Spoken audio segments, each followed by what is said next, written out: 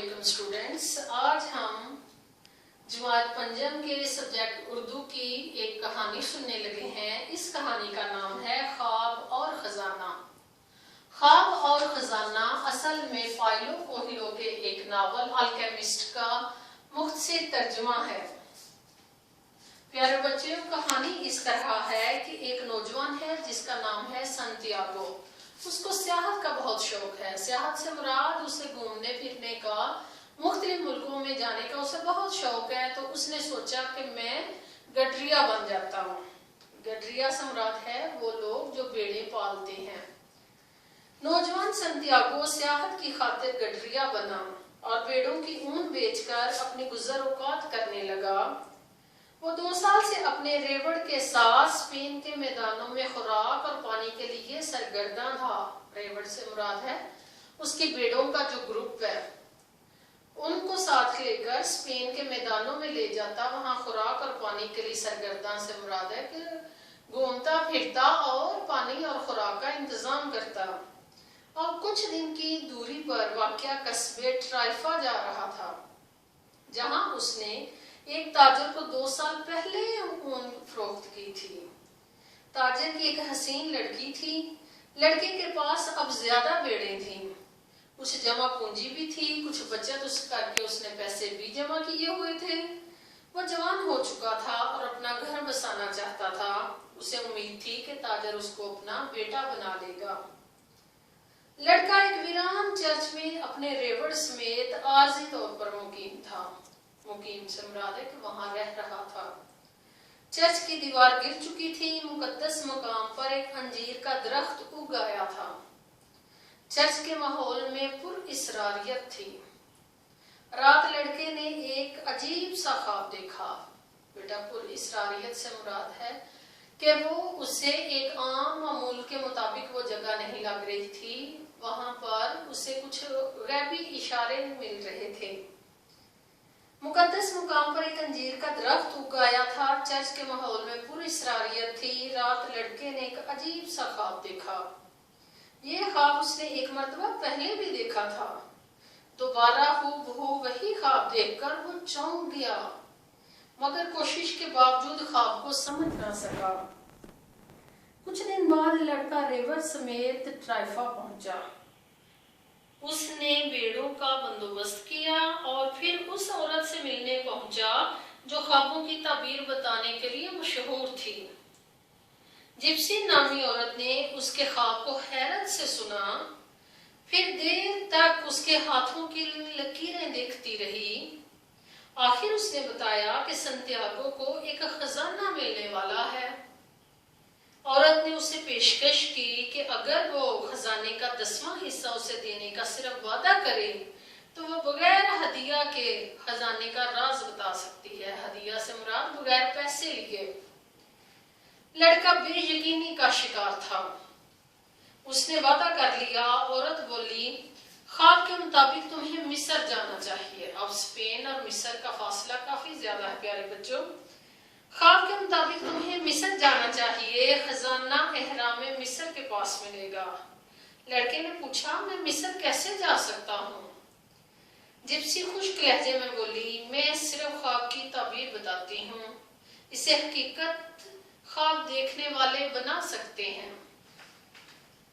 लड़का बहुत मायूस हुआ। उसने फैसला किया कि वो आइंदा ख्वाबों पर यकीन नहीं करेगा, मगर जल्द उसे अपनी राय बदलनी पड़ी। उसकी मुलाकात एक पुरइसरार बूढ़े से हुई जो खुद को किसी रियासत का बादशाह कहता था। उसने लड़के को उसके माजी, ख्वाब और खजाने के मुतालिक सब कुछ बता दिया। उसने रहनुमाई के लिए लड़के के रेवड़ का 10वां हिस्सा तलब किया और हिस्सा मिलने पर रहनुमाई करने लगा। बूढ़े ने उसे ये भी बताया कि वो गैबी इशारों की मदद से खजाने तक पहुंचेगा।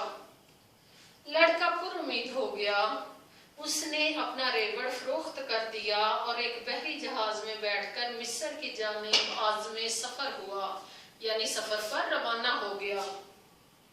तवील सफर के बाद जहाज एक अफ्रीकी बंदरगाह पर लंगर अंदाज हुआ। लंगर अंदाज से मुराद है वहां पर जाकर रुका। यहाँ एक शातिर ठग ने लड़के को समझ लिया। शातिर से मुराद है चालाक फ्राटिया शख्स, जिसने जो लड़के को समझ गया कि ये मासूम शख्स है और इसके पास पैसे भी हैं। उसने लड़के को सहरा के रास्ते मिस्र पहुंचाने की पेशकश की और सफर के इंतजाम के बहाने उसे सारी रकम बटोर के रफू चक्कर हो गया, वहां से चला गया, गायब हो गया। लड़का परदेश में तही दामन हो गया, उस खाली हाथ हो गया, उसके पास कुछ न रहा। मगर उसने हिम्मत न हारी। उसे एक शीशा घर के पास मुलाजमत मिल गई, जहां उसने 1 साल तक सख्त मेहनत की और फिर एक मुनासिब रकम जमा करने में कामयाब हो गया। अब वो स्पेन लौटकर दोबारा एक रेवड़ बना सकता था और मिस्र भी जा सकता था। आखिर उसने मिस्र जाकर किस्मत आजमाई का फैसला कर लिया।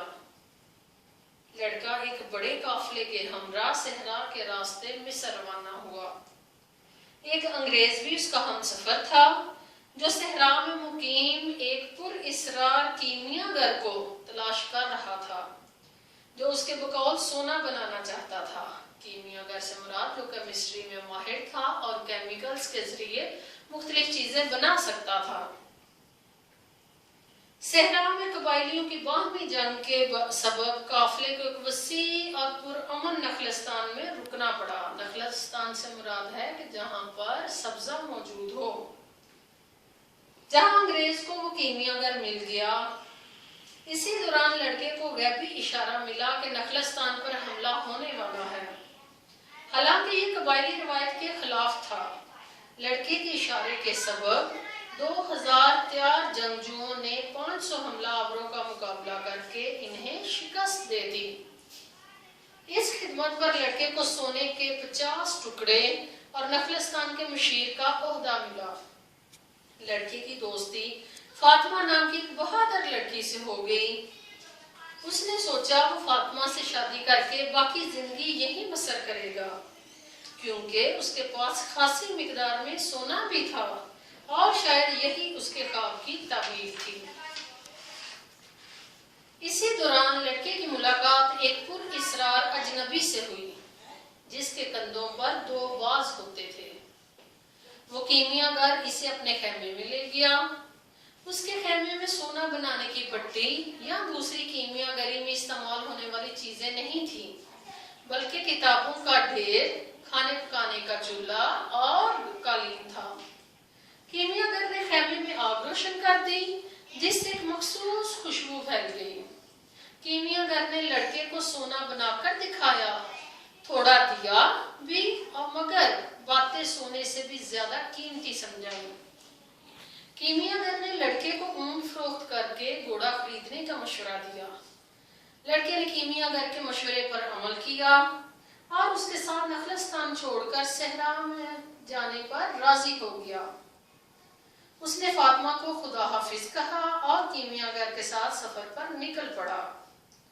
मुख्तलिफ मराहल और मुश्किलात से गुजरकर एहराम से 3 घंटों के फासले पर कीमियागर ने कहा, अब दोनों के रास्ते जुदा हैं। तुम एहराम की तरफ जाओगे और मैं वापस सहरा। मंजिल के करीब पहुंचाकर वो लौट गया।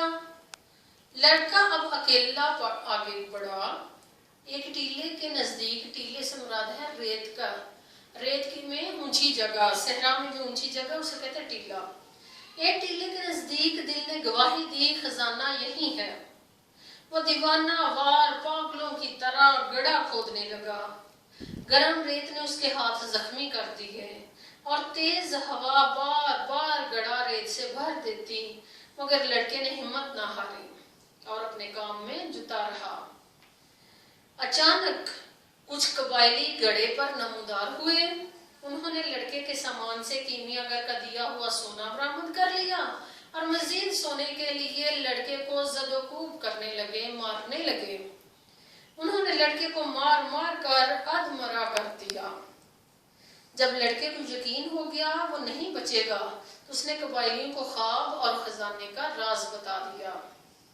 उसका ख्याल था उसने एक धमाका कर दिया, मगर कबायली उसकी बात सुनकर हंसने लगे। اس کا سردار بولا اسے چھوڑ دو، یہ خود قسمت کا مارا ہے۔ دوسرا بولا تمہیں خوابوں نے خوب دھوکہ دیا ہے، مجھے بھی خواب بہکا رہے تھے مگر میں ان کے بہکاوے میں نہیں آیا۔ لڑکے کی آنکھیں بند ہو رہی تھی، اس نے اسے بالوں سے پکڑ کر جھنجھوڑا، تم سن رہے ہو؟ مجھے کہا گیا کہ خزانہ حاصل کرنے کے لیے مجھے اسپین کے میدانوں کا سفر اختیار کرنا چاہیے، ایک تباہ حال چرچ کو تلاش کرنا چاہیے جہاں گڈریے اپنی بیڑوں سمیت عارضی قیام کرتے ہیں۔ وہاں ایک انجیر کا درخت اگایا ہے، اس درخت کی جڑ میں خزانہ ہے، مگر میں کوئی پاگل نہیں کہ خوابوں کے بہکاوے میں آ کر اتنا بڑا صحرا عبور کروں۔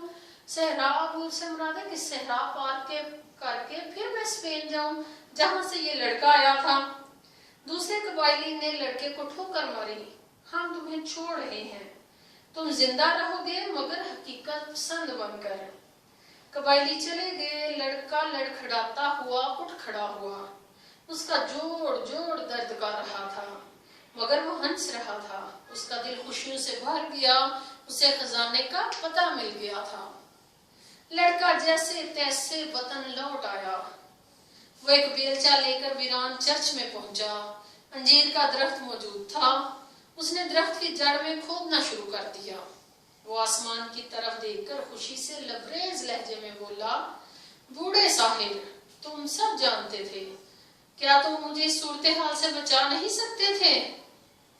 نہیں، ہواؤں نے سرگوشی کی، نہیں، ایسی صورت میں تم احرام مصر نہیں دیکھ سکتے تھے، وہ انتہائی خوبصورت ہے، لیکن اصل بات یہ ہے کہ اس صورت میں تمہیں اس خزانے کی قدر نہیں ہوتی، مگر اب تم اس کی قدر کرو گے کہ ایسا نہیں ہے؟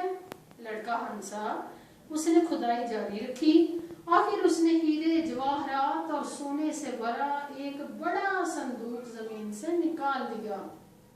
لڑکے نے جان لیا زندگی ان لوگوں پر مہربان ہوتی ہے جو اپنی قسمت کے حصول میں لگے رہتے ہیں۔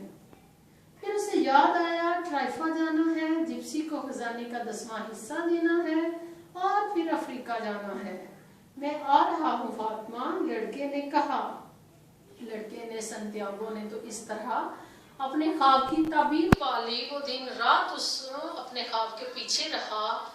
بیٹا اب آپ نے اس کہانی کی تفہیم دیکھنی ہے جس میں سوالات ہیں، ان سوالات کو آپ پڑھیں اور کہانی میں سے اس کے جواب ڈھونڈیں، اور اس کے علاوہ آپ نے جب کہانی پڑھنی ہے تو اس میں سے 10 ایسے سوالات لکھنے ہیں جن کا ڈائریکٹ آنسر اس کہانی سے نہ ہو، وہ 10 سوالات اس سے متعلقہ ہوں لیکن جواب کہانی کے اندر نہ ہو۔ السلام علیکم۔